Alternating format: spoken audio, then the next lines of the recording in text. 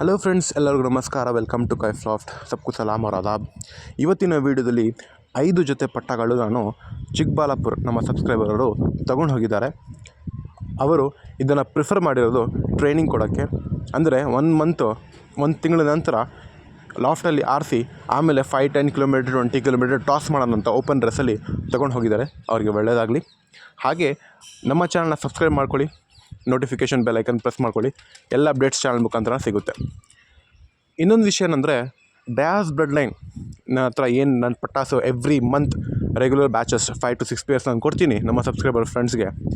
ಇದು ಬಂದುಬಿಟ್ಟು proven blood line, ಆಮೇಲೆ ಟಾಪ್ ರೇಸಿಂಗ್ ವೆಲಾಸಿಟಿಯಿಂದ ಬಂದಿರೋದು ಬ್ಲಡ್ ಲೈನ್. ಇದು ಪಟ್ಟಾಸ್ ಪ್ರಿಫರ್ ಮಾಡೋದ್ರಲ್ಲಿ ಸ್ಟ್ಯಾಂಡಿಂಗ್ ಕ್ವಾಲಿಟಿ, ಸೈಜು ಅದೆಲ್ಲ ಮ್ಯಾಟ್ರ್ ಆಗುತ್ತೆ.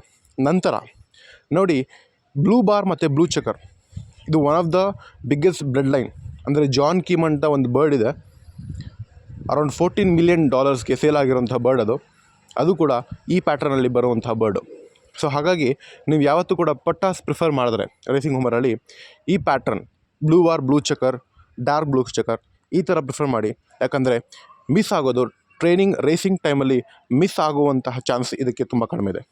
ಇವತ್ತು ಪಾರ್ಸಲ್ ಹೋಗ್ತಾ ಇದ್ದೇನೆ. ಇವತ್ತಿನ ವೀಡಿಯೋದಲ್ಲಿ ಅಷ್ಟೇ, ಮುಂದಿನ ವೀಡಿಯೋದಲ್ಲಿ ಸಿಗೋಣ. ಧನ್ಯವಾದಗಳು.